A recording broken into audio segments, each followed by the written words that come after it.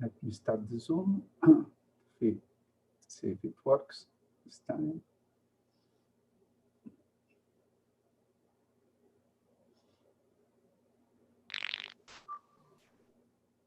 Okay, streaming, it's online. Ah, Okay. friend. How are you? Okay, thanks God. Here you are. Our beloved professor, Ibrahim. Well, good to see you. Nice to see you indeed. Okay, you are online, Ibrahim. Just we will start in a couple of minutes. Well, I've just prepared for 15 to 20 minutes, so we can wait. Don't worry. And I didn't want to make it boring, so. Okay.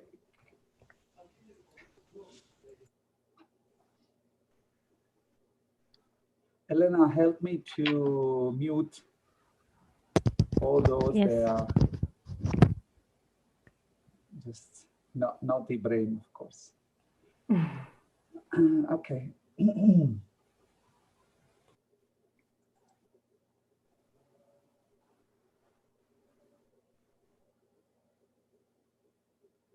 Oh, Renata, nice to see you.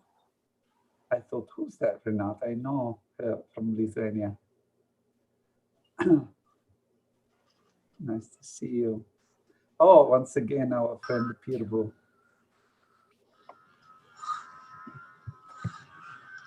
Okay. 1 minute, and I start to record.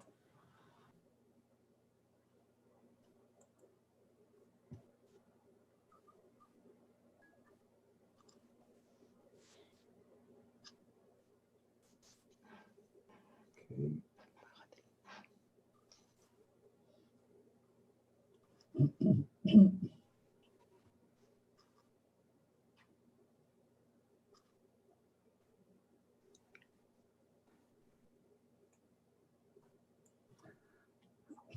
So, Mariam, I will give you the words in 1 second, but let me just say a few words of thank you for Ibrahim to being here with us today.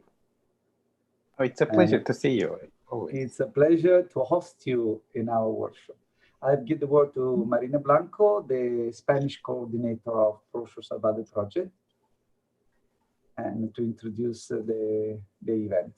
Thank you very much. And thank you for all the participants, especially from the hot Lithuania.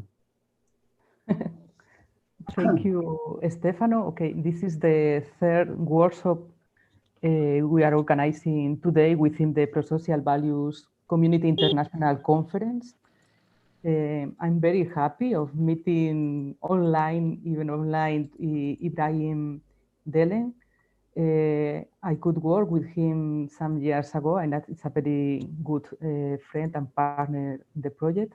He's going to present you a very interesting project we worked together about educational attention for migrant and pupils in refugee situation.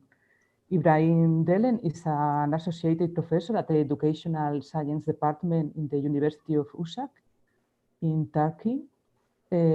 He's very interested on all related to improve teachers' quality education, and he has been actively working all these years for finding ways to use digital tools in order to improve our educational approach and answer to pupils.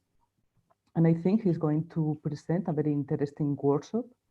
I'm going to give him the word to start. Thank you to all the participants. I hope you enjoy this presentation. Thank you, Ibrahim. Welcome. Thanks, Marla. Welcome.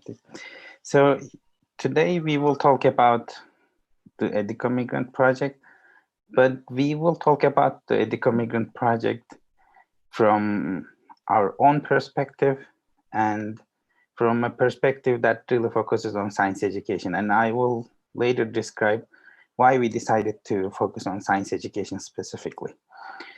So in a nutshell, in the Educamigrant project, what we did was we started, so I am sharing too, right? Do you guys see my screen? No. All right, now, let me do it. Now you see my screen, right? Yes. Okay, sorry. Because I know that I could, but I didn't know that I didn't start, so sorry. So in the Educamigrant project, where is module 1? Oh, here you go. So we started the project to understand how we can provide better learning opportunities for refugee and immigrant students in Italy, Spain, and Turkey. So in this process, we first focused on developing a module that supports the trainers first. And in this module, so this was the part that was developed by our Spanish colleagues. So our emphasis was on to help trainers understand the human rights in this process, the emotional education and educational support, linguistic and communicative competences for immigrant and refugee students, and how we can create inclusive pedagogies and methodological proposals. And later in the project, so this was the first part, we focused on, and this is Istanbul, as you might guess. Change our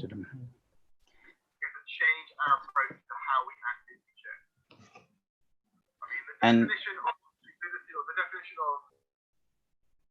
of... Oh, there's a question, I guess, right? I think it was the microphone. Somebody was open. Okay, I thought there was a question. Okay, so after the first module, we focused on creating activities for teacher education. So to find ways and understand how we can support teachers. And in this process, so if you guys have any questions, I know that all of you can reach out to Stefana or Elena. And I know that they will talk about the game later tomorrow. So I will leave some room to them about the project. So if you have any questions or if you want to reach out these activities or modules, so they should have the PDFs too. So for the teacher training, we focused on providing activities related to orientational skills, teachers' pedagogical and linguistic skills, and intercultural skills. And later on, and this is the last thing that I will present about Educamigrant modules, we focused on creating activities for pupils. And in this process, since this was a 2-year collaboration and we had very limited time, we created an activity set for teachers from different disciplines to help them having initial set of activities when these students arrive to their classrooms. And in the module 3, our goal was to help teachers to focus on cultural activities and support students with a design-based approach so that students learn by designing. And in this process, we created 5 units to test in our settings. So we started with teaching the alphabet. So students in this process created a Pictionary. Then students focused on my family and the world around me. So they created a family tree. Then for the cultural life, they focused on learning and creating new dance figures. And for the math and science, they created a project for school hygiene. And for the My Food and My Game, so we focused on understanding and explaining traditional food. As we were working together with our Turkish, Italian, and Spanish colleagues, we were also closely working with a science education group on a book focusing on the contextualization.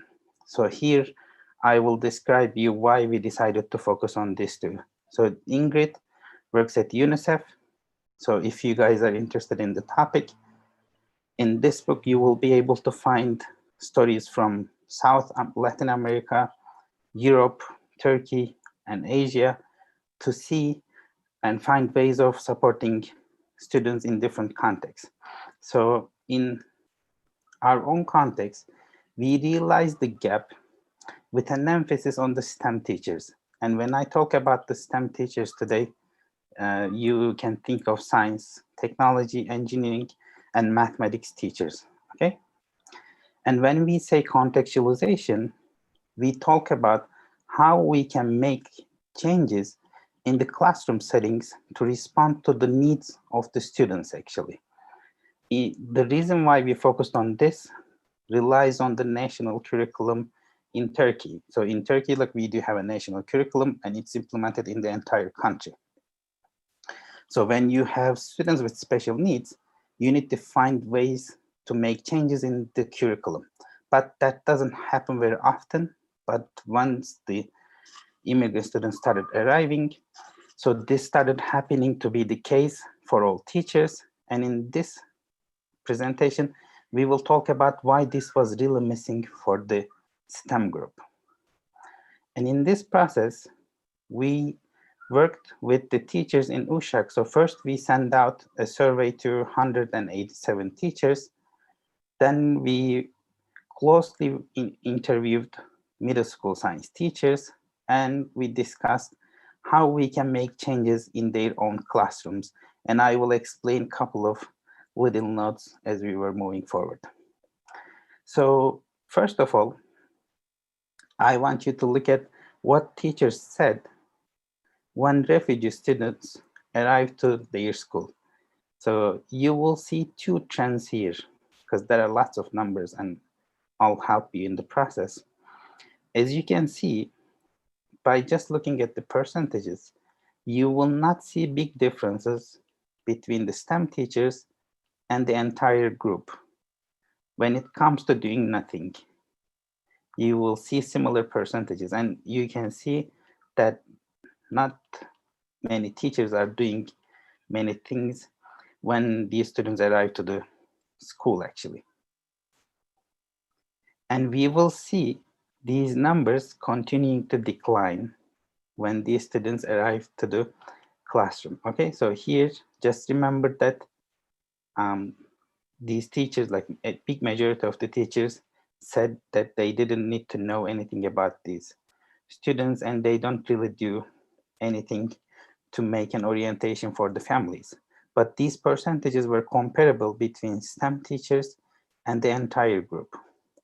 But what you will see when these students arrive to classroom, the number of STEM teachers backing up when the refugee students arrive to the classroom continues to increase. As you can see, one will ask teachers about like, what do you do for students orientation when they arrive to the classroom? The number of teachers saying no, the percentage of teachers saying no was higher for STEM teachers. And when you look at type of additional activities for refugee students, the type of the group that said no was higher for STEM teachers. And for the frequency of support, the group saying that I do nothing was higher for STEM teachers. And also we asked teachers whether they ask for support. Like we understood that they don't do much, but also the number saying that I am not asking for support was higher for STEM teachers when you look at the Turkish context. So as you can see, the numbers were not high for the entire group, but it was lower when we specifically look at the STEM group. And let's take a look at how they make these changes. So this was a really interesting finding for us. So we asked teachers whether they tried to make changes, and there were really not much that we could find here, but this was a finding from 2016 actually. So this was the first arrival of refugee students and teachers really didn't know what to do. And this really pictures that not much was happening in the classrooms. So as you can see here, almost like anyone made really changes in their curriculum, but once you look at the group that they say like they do nothing for understanding refugee students' previous knowledge, the number of no was still high. The percentage of no is still higher for STEM group, and for trying to communicate them in the national language, again, the group saying nothing was higher for STEM teachers. Actually, this was comparable. Hey. So by looking at these findings, we decided to focus on closely to science teachers to understand how we can make little changes in their classrooms. But first, we asked them to explain us the situation about the refugee students. So I will give you little time to read, or if you want me to read, I can read it for you, because some people will listen this too, right? Difficulty in understanding the lessons, struggling in note-taking, communication problems, people and friends in different cultures, teachers having insufficient information about them, create problems for refugee students.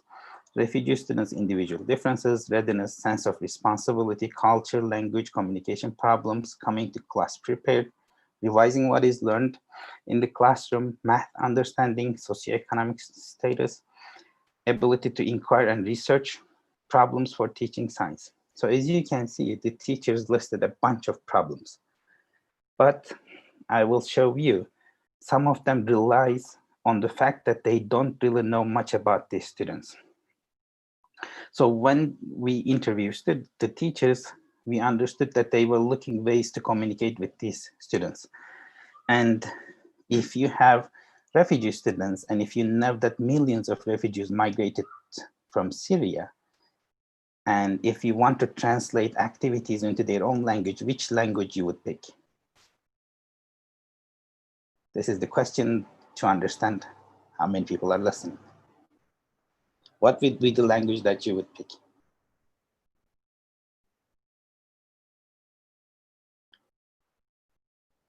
Oh, we do have a group. So Yes. Yes. Okay, I didn't figure out your question.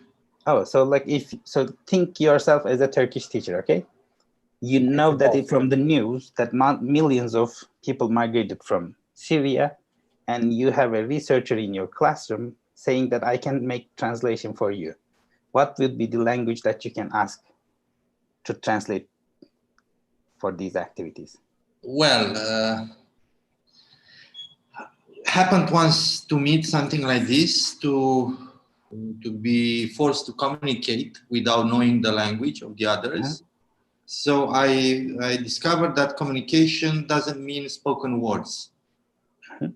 Communication is different, even for very abstract things.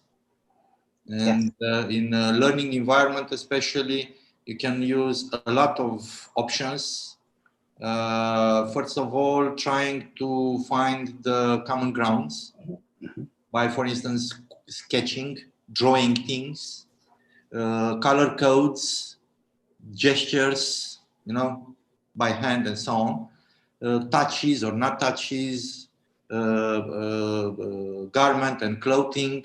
And based on this, you can go beyond the spoken words, and you can manage to communicate. And in this kind of situation, it's very important to be able to communicate feelings, emotions. Definitely. Beside the words. Yes, it's a great point. But what we found out was these teachers never really tried to communicate. And as you can see from the STEM teachers' responses, they were really hesitant to make this communication. And they were thinking that these students, all the students arriving to their classroom, were from Syria, actually. But in fact, the Syrian immigrants are not the only refugee group in Turkey. And the students in that class have actually a Persian background. And these teachers gave us activities, and we had a Syrian faculty member in our university. And we didn't want to intervene what's happening inside the classroom, because this was a really, situation that we didn't want to intervene in the class. So we just took the activities, gave the Syrian faculty member, he translated the activities, gave them back to us. And when we gave them back to the teachers, they said, these students don't understand these activities. And this was the time that we understood that they really had no communication at all in the classroom to find out where these students are coming from. So in this process, what we did was we started meeting with the teachers regularly. So as I said, we translated the activities. And once we realized that these teachers finally started talking with the students, we invited an 8th grade student who was really fluent in Turkish. And this was the student who gave a talk in the final meeting of Educamigrant. Maybe Marianne and Stefano will remember Nurullah. And so that kid actually joined us, and he made translation for his friends too. So first, as you said before, so these teachers looked at his transcript from his own country to understand how he learned science in his own context. So instead of just translating, we started talking about when they started to understand that they need to know more than the language, they started to understand how they can make changes beyond the language. And they looked at the transcript and the courses they take. And based on this, the teachers finalized the activities and they started including these students more and more. And let's see what they said at the end of the process. So as you can see, like they understood that, as you can see, we need to be more sensitive to refugee students and we need to provide equal or more opportunities. And the biggest gap was the teachers need really a huge support for this. Like as you can see, this is the language problem.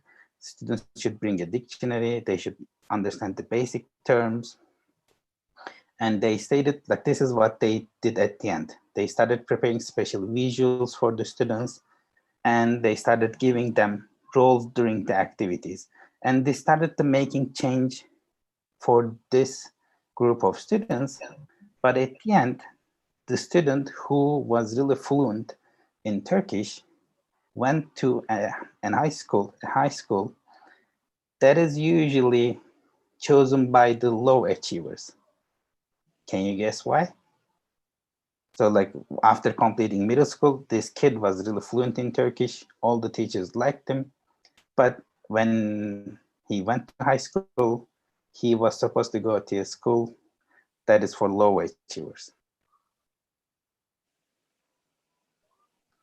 Because in Turkey, we do have a testing system and we help these kids learn Turkish, but they didn't learn how to take a test in Turkish. So that student could only answer student questions in English or the language part of the test, but he wasn't able to answer questions in other sections. So he received a really low score. And since we place students based on the high school entrance exam test, so he went to a school that was for low achievers. So as you can see, so for the refugee education, we do talk or think about the language in the first place. But if we want the students to achieve and reach to a better educational point, we need to provide these opportunities beyond learning the languages.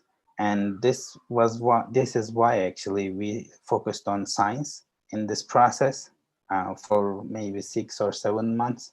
We worked with these teachers, and this was it in the Turkish context. So like there was the game and other things, but I will leave these to Stefano and Elena because I know that they will talk about what they did from the technology perspective later.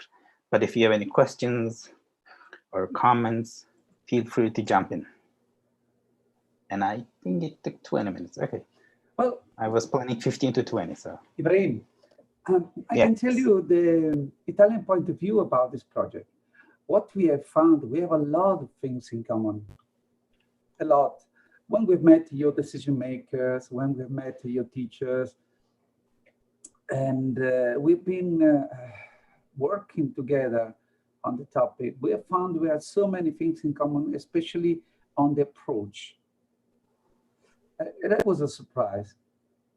And you've been talking about the language, and Peter said there is sometimes, especially with kids, there's no need of a formal language.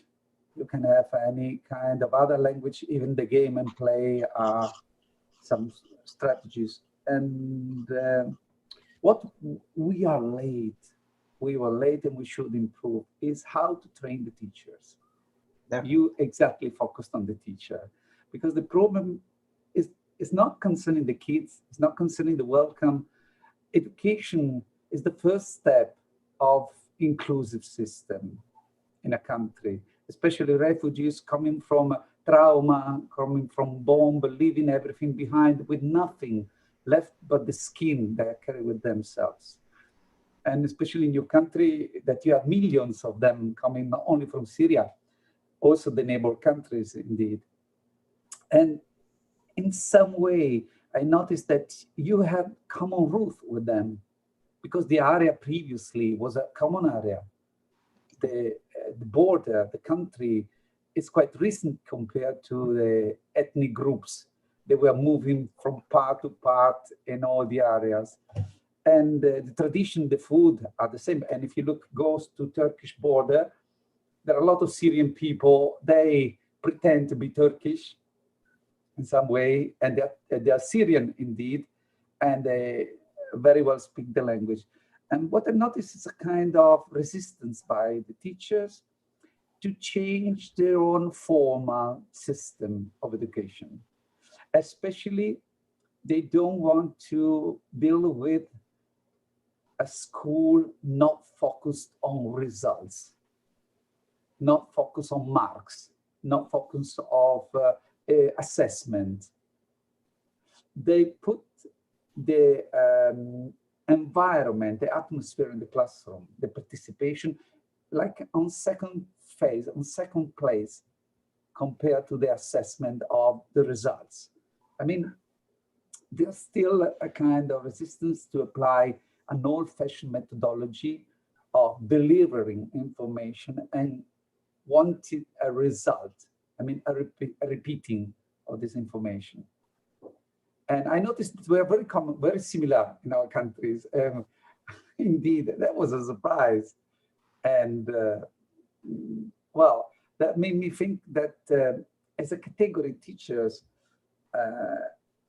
they should be selected. They should be trained in totally another way.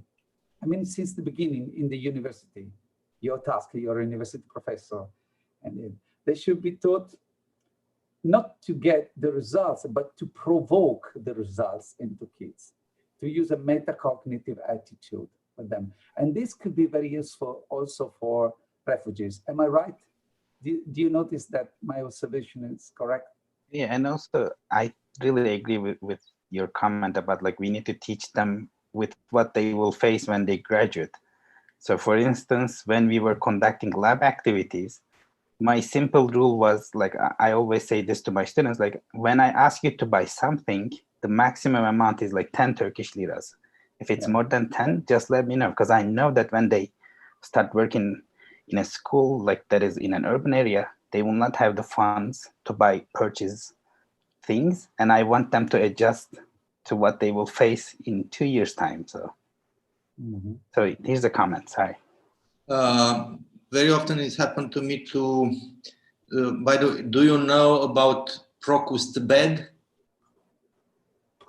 That fixed shape of something, precise defined shape of something. Okay.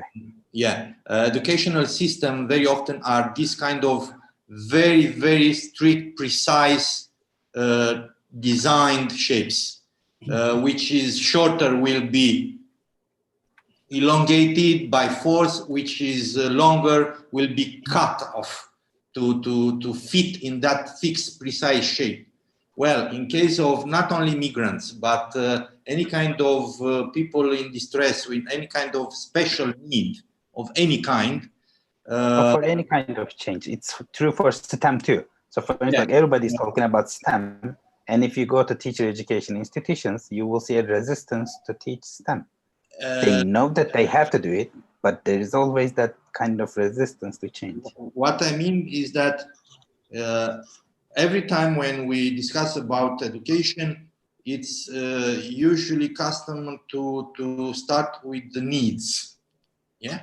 Yes. Needs of the pupil, needs of the students, and so on and so forth. Well, in case of migrants, their basic needs, I mean basic, are hardly different, because they are, in case of Syria, people from Syria or other conflict areas, first of all, the education system need to make them comfortable, need to make them to forget about the trauma of war, to trauma, the trauma of death, and so on and so forth. If you go to put them in that precise shape of education with math, physics, science, natural science, and so on and so forth, you lose them. Instead of having from their side an involvement in the education, you'll receive at the end the opposite effect.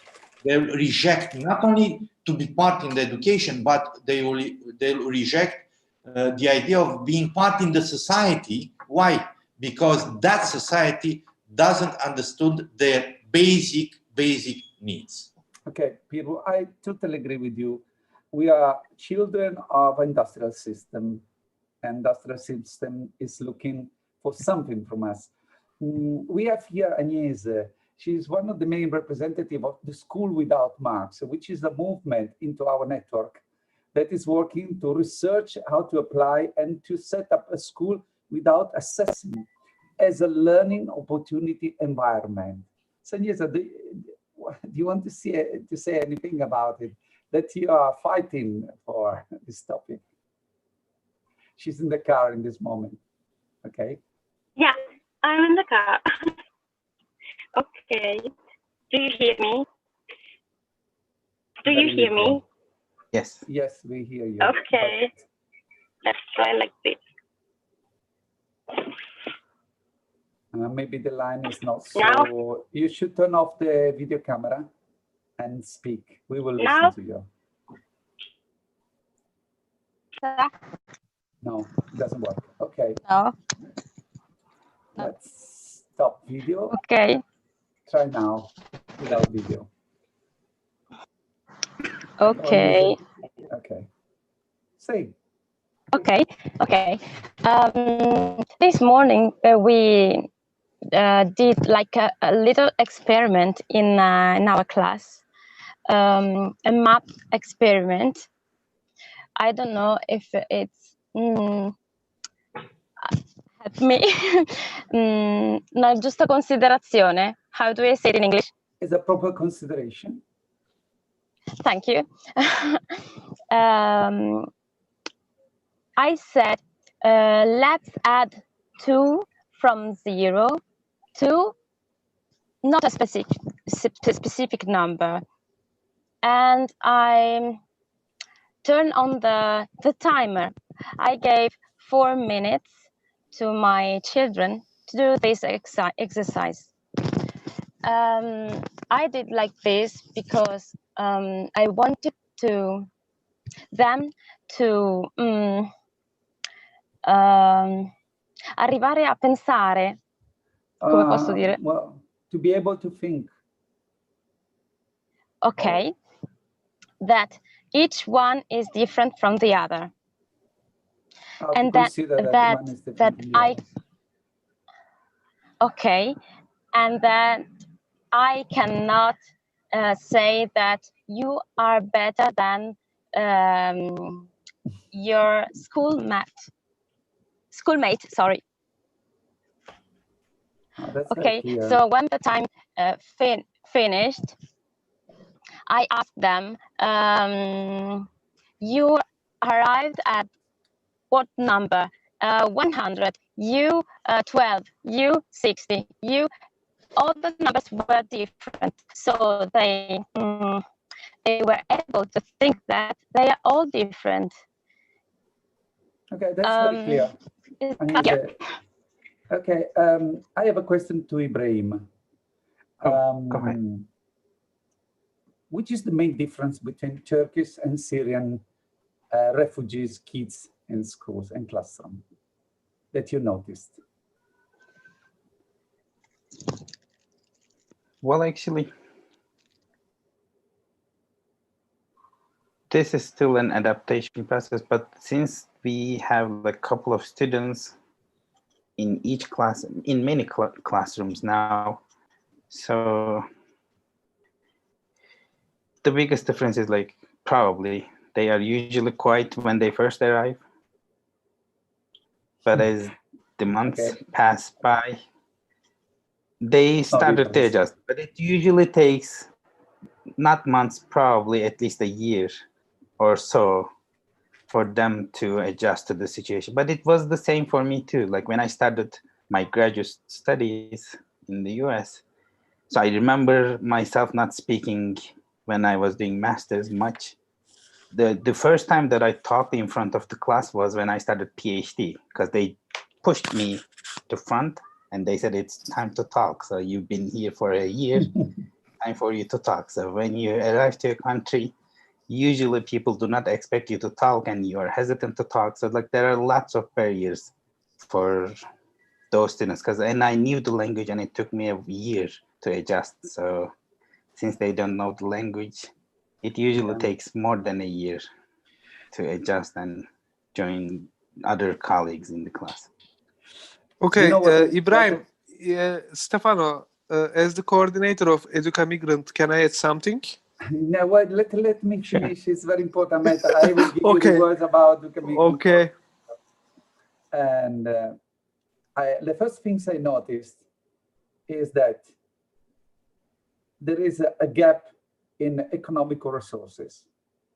It's quite immediately evident that the refugees has no resources, nothing. Very simplicity, no object, almost nothing. And this is the first stigma, the first barrier for both sides. Second things I noticed that in some cases, the refugees, they don't have breakfast. They don't get breakfast in the morning because they don't have money at home and where they are to get breakfast. And it's the same I noticed in Spain, in a school with Gypsy. And Maria knows very well that they must prepare the breakfast for those kids. They have no resources, family resources, just to even to breed the children. So I think the main discrimination, the main things that doesn't help the inclusion is not the language, because kids, when they are together, they learn the language immediately. They don't have barriers, but the main barrier is made of appearance.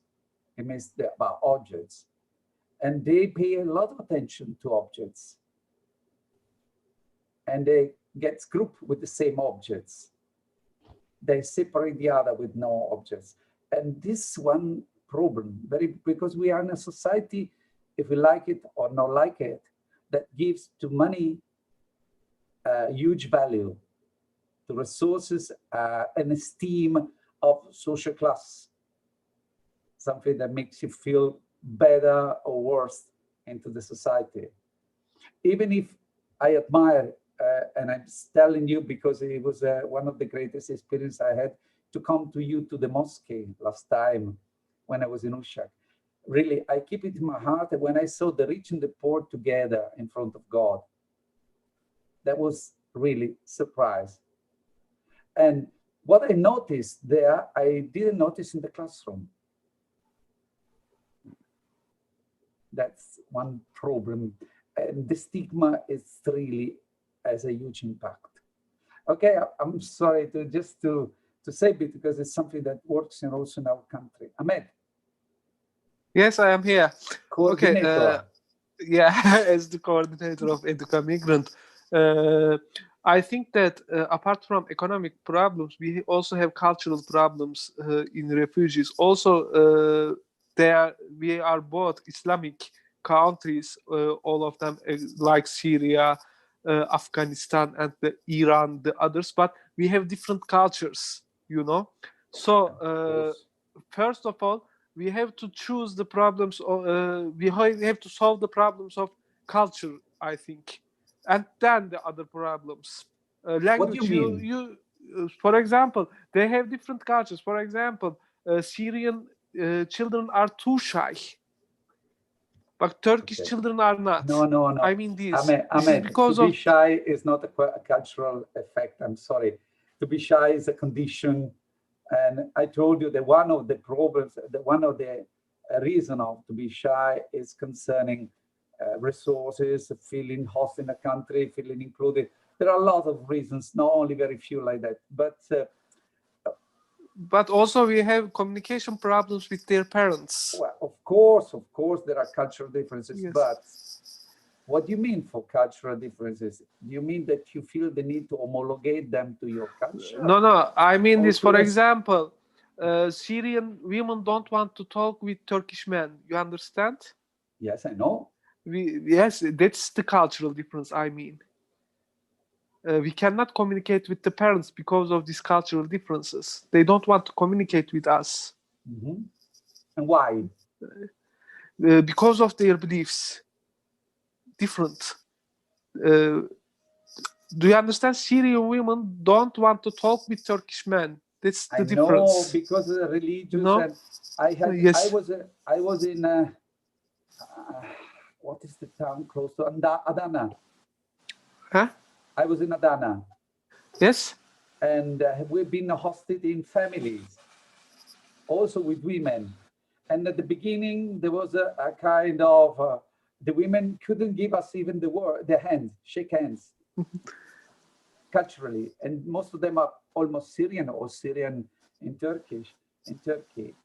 And that was a problem at the beginning. As soon as they knew us and they noticed that we were friendly, natural with us, they were starting to open themselves. The cultural, how do you call it? I don't know, Maria Pia, how to say, melting the culture is a process. Yeah. It's a natural, I don't know how to say in English. It's a natural process of osmosis. When you put some cultures close to each other, time by time, year by year, day by day, there is an osmosis. There is a taking habits from one to each other. At the beginning, there are stigma, something you don't see, and it's very common in sociology. It's so easy to build up barriers, invisible barriers. And you notice only the object. It means the action to give the hands or to talk with. But behind it, there are some walls from both sides. Look at the other culture and say they don't understand us. But both of them have barriers. Even the cultural level, for example, Ibrahim, you speak a gorgeous English compared to average Turkish level in Turkey. And for some teachers to speak with you during a conference could be a problem. They could be very shy because they feel that you have a lot of competencies, linguistic competencies, and they don't have it. This is one barrier. And you think they are shy. No, they're not shy. They're not shy. This is called stigma. That's something that should be really, really carefully taken under consideration when you are setting up a process of inclusion of refugees. That's my point of view. Ahmed, your words. I'm sorry, I'm talking too much. Ahmed, silently. Well, we lost him, but you're right. I think that stigma took me at least a year to adjust. But it's really important to have really good friends and colleagues or friends with you. So like there are lots of barriers. Like it's not just the socioeconomic status, but also friends, teachers. So there are too many things getting involved in the process. And I would like to give my opinion as the Spanish partner of this project. There was also something interesting in the project that was giving the word to the families. I remember we organized different workshops for families in the different countries. And from my view, it is clue to have a systemic approach to the situation. It's not that the pupil arrive isolated from the family, from the situation, from the background. So I agree with Pirgu when he said it's not that, and Stefano when he said it's not that you have to be focused on the results, on the academic side of the new pupil arrival, but also to be aware about the trauma in case the situation is from a refugee situation, or also about the family situation, how they arrive. Do they have even house where to live? Because maybe they are hosted in provisional places in your country or in our country. I think this was my first time sharing experience with Turkey on the moment when Syria started the war, and I remember this as a very hard project, very interested also, but I think the approach should be systemic, and I like it to work with all of you on that, because we included, I think we get that idea. It's not only each one isolated, but taking all the elements and working with that, handling with that to get a better situation or improve the results, because our experience, and I think all after the project, is that when you understand the other, or you know the other, because it happened between us as partners, you start to love even the other culture and to feel more comfortable. I'm happy to meet each other, and you, as Stefano said, you melt the barriers. So you don't need to jump against nothing, because you are just sharing your different cultures and your different thoughts and so on. I think this is our view as partner of that project. That was really nice indeed. Oh, thank you. Ibrahim, you have enhanced the level of discussion indeed. Yes. Well, this is more than I expected, so this went well. No, but it's always a pleasure to talk with you. I don't know if anyone has a question, like Renata, for example, our smiling friends from Lithuania. Well, she was taking notes for sure. So. Can you hear me? Yes, wonderfully. We have a little bit different situation in Lithuania because we have a low number of migrants. But of course, we have at schools students with disabilities, and our teachers think about results sometimes too, like in this discussion we talk about it. And to create a good atmosphere is very important in our schools too. And thank you for your... You have another problem in Lithuania. Huge problem is, how do you consider Russian people? 8% of Lithuanian population is Russian. In our district in Panevėžys, we haven't with students, in Vilnius, but in Vilnius, of course, it is a different situation in Vilnius. Yes, yeah, and we have Roma people in Panevėžys district, but only 5 or 10 about this number in all district, not only in one school. Yeah. Yeah. And what I notice is a consideration towards Russian people is sometimes very, very hard in your country. When I was very young, I have Lithuanian language lessons near Vilnius with Polish and Russian students. I have experience in this way of learning. Yeah. Of course, this is as a historical roof, of course. Yeah, indeed. Well, you have a lot of migrants. I mean, Poland and Lithuania, Russia, Poland, Latvia. So you're a country of movement of people, Lithuania. Okay, that's quite interesting. So, any other question? Maria Pia, no question at all. You are our, I don't know how many years of teaching you have on your shoulders. Oh, that's all very interesting, and I agree with everything has been said up to now. We work mainly with adults, but many migrants.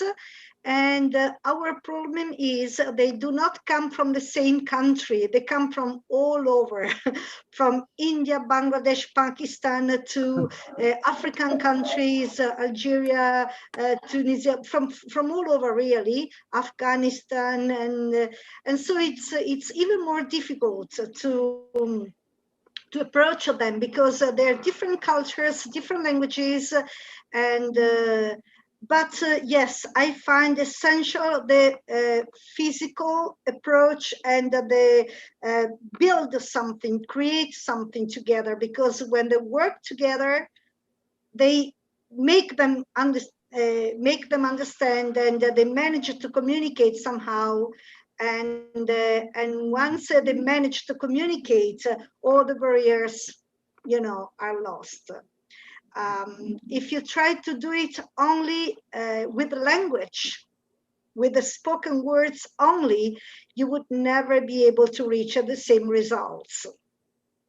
Only working together and seeing that they can create something together really makes them feel, in the same boat, we say, equals, yes. And the barriers are slowly lost. So language is probably the main problem, but you don't have to consider it as the most important thing, because otherwise you would never, overtake it. So that's from my experience, of course. Well, in Italy, I have to say, for what I have seen, that there's a great, how can I say, attention towards these both children and adults, migrants in the schools. I think positive, all considered. In the society, there are episodes of intolerance or discrimination, but not so much in schools. Not so much in school, from my experience. Well, in our school, we have other problems. Indeed. Really? Yes. The problem is that we have the oldest category of teachers of the world. We win the record. Our teachers are older than any other teacher in the world. Of course, average age percentage. And this is this can be quite a huge problem. And moreover, we don't have training the teachers as compulsory for teachers. So this is another problem. We have teachers, I saw teachers shouting to a kid because the kids had their hands in the pockets. And and I ask her, why do you shout at him in this way, but in a terrible way? And she said, because after he's got dirty hands. The trauma of the kids to have a teacher shouting. And this is in a public school, a very old teacher, and we have old teachers with old methods, and still thinking that education is just correction. And this is not really proper. And yeah, this is true. We have a very old, how can I say, in average, the age of the teachers are getting older and older because our retirement year has been postponed. And so, yes, that's true. But I mean, I don't think it's so bad, Stefano. For what no, I didn't say it's so bad. I mean, we are not the perfect. It happens. Perfect They would behave the same with any children, not especially migrants. They would, shout out also to Italians, or they simply, it's simply their way of behaving. And yes, many teachers, especially old style teachers, mind more about results, academic results, than about pro-social values. And that's true, but I don't say it's so bad, all considered. No, but I have a privilege to see a lot of schools and to deal with 1,000 teachers. So, and it's not a complaining about our teachers, our system, and there are very nice things and something to aim to improve. And what this has to improve is to open the coconuts, what I call them coconuts. Teachers, in cases, they have not a head, not a brain, but a coconut. Yes, because, and in every process of transformation of reality, and the persons are the slowest to change, the slowest to catch a process of changes. So the training is a key factor. That's why we joined Educamigrant, and we try to train our teachers. But even from the University of Padua, we noticed that the university is proposing an old-fashioned methodology, training methodology, that was not really updated, not sufficient, and not interesting for the teachers. So there is another problem that's come from the gap, from university, what are the teaching and promoting, and the teachers' needs. There's another little problem we should deal with in a future project. But I don't want to annoy all of you with that, but it's something that Ibrahim knows very well, because he tries also to break this gap and this wall. Yes, I know. Because we'll keep moving, so don't worry. Yes. Mariam, thank you very much for hosting even this workshop. And if you want to say anything to greet to all the participants.